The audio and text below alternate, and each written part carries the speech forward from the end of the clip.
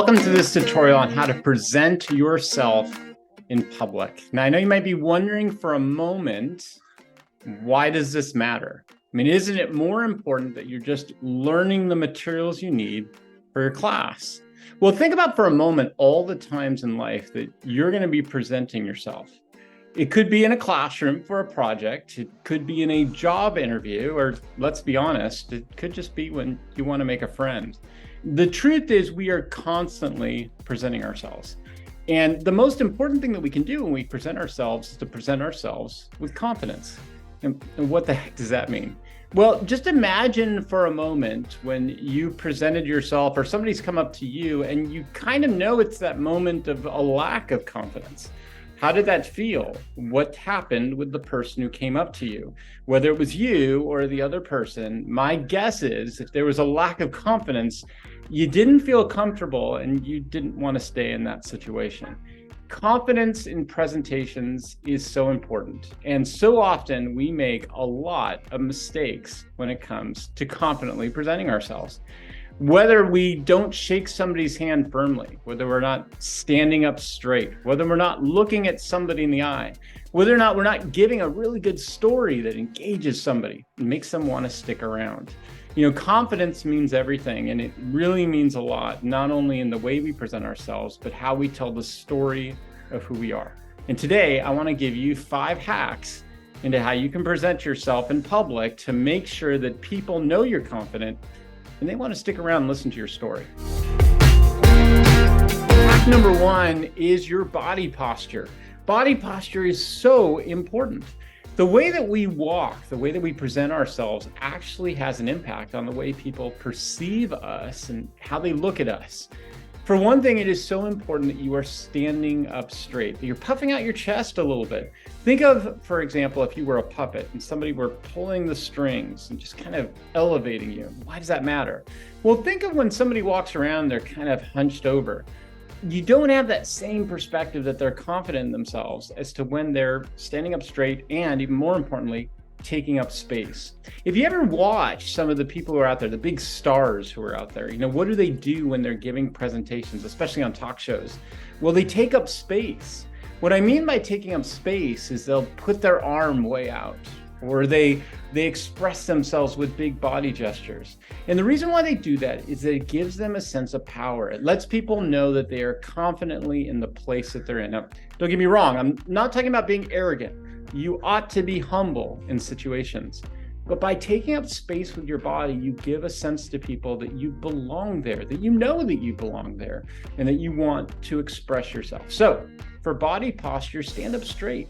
Puff out your chest just a little bit and make sure when you're giving hand gestures that they are big and strong and they make the point you want to make.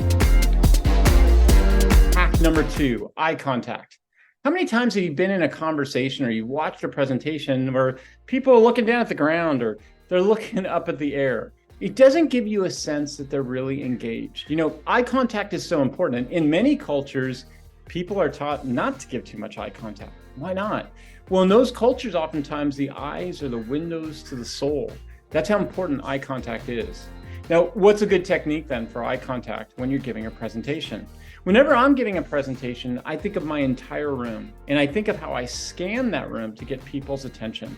I'll start off on one part of the room and just focus on one person for a brief period of time, then move to the middle of the room, then move to the other part of the room, and then scan again.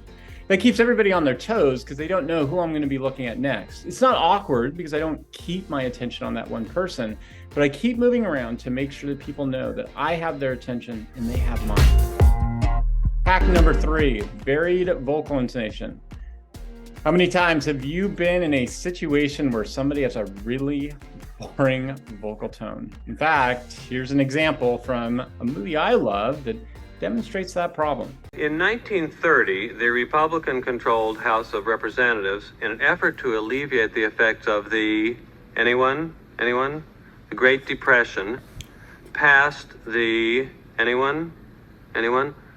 the tariff bill, the Hawley-Smoot Tariff Act, which raised or lowered tariffs in an effort to collect more revenue for the federal government.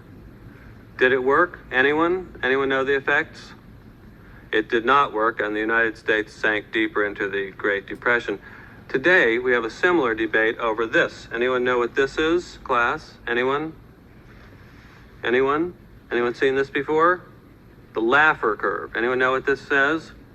It says that at this point on the revenue curve, you will get exactly the same amount of revenue as at this point. This is very controversial. Does anyone know what Vice President Bush called this in 1980? Anyone? Something DOO economics. Voodoo economics. Here's the problem with boring and monotone vocal intonation.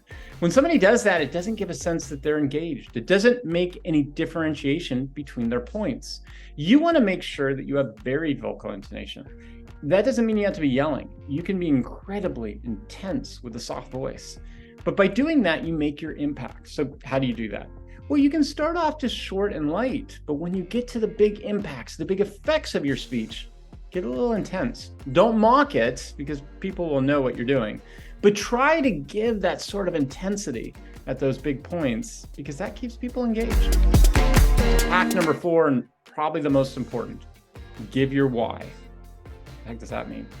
It's so important that when you're telling a story, you're telling a story. In other words, whenever you give a presentation, you're telling somebody, here's my purpose, here's my significance, here's why you ought to be interested. Have you ever listened to TED Talks? The most successful TED Talks happen within the first 30 seconds. They happen because somebody comes out on stage and they're engaged, but they then tell the audience, here's why you want to listen to what I'm about to tell you. If you just jump into content, people just kind of sit there and just like, there's a whole bunch of other facts that I'm probably not going to remember in about 10 minutes from now. But if you tell people why this is important, what's the significance, what's the story, you'll engage them. That's why whenever you start off a presentation, it's important to start it off with a hook, some kind of introduction, whether it's a story or a quote or a joke.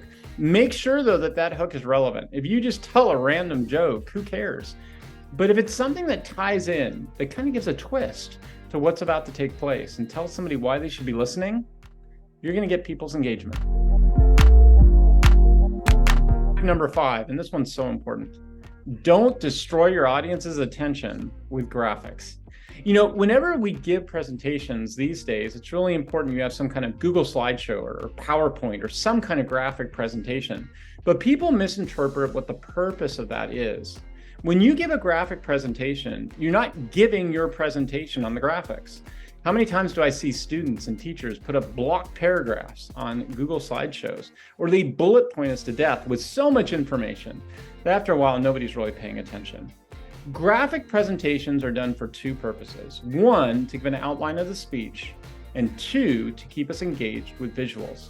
So we want to make sure in our graphic presentations, we keep it brief and we keep it concise.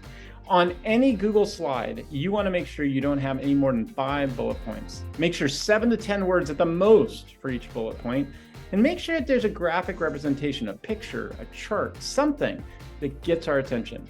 And please, with transitions, don't use transitions just to have a cool effect. Make sure they have a purpose. They get our attention. When you put up too much information or moving things around too much, nobody's listening to what you're saying. They're just confused by all the stuff on the slide. Okay, so what are our big takeaways that we need to remember in order to have a good presentation? First off, please remember that you are telling a story. That means you've got to give a why. You've got to give a hook. You've got to give an introduction that gets us into your story and makes it engaging. Second, don't forget, non-verbals are just as important as verbals. Your body posture, your hand gestures, your vocal intonation, your eye contact, all of those things show confidence and they get people engaged in what you are doing. And last off, make sure you have graphics, make sure you have something behind you that gives an outline and keeps engagement, but don't make the graphic story the story. Just have it be a way to illustrate what you're saying. Okay, good luck on your presentations. Go out there and confidently present yourself. You deserve it.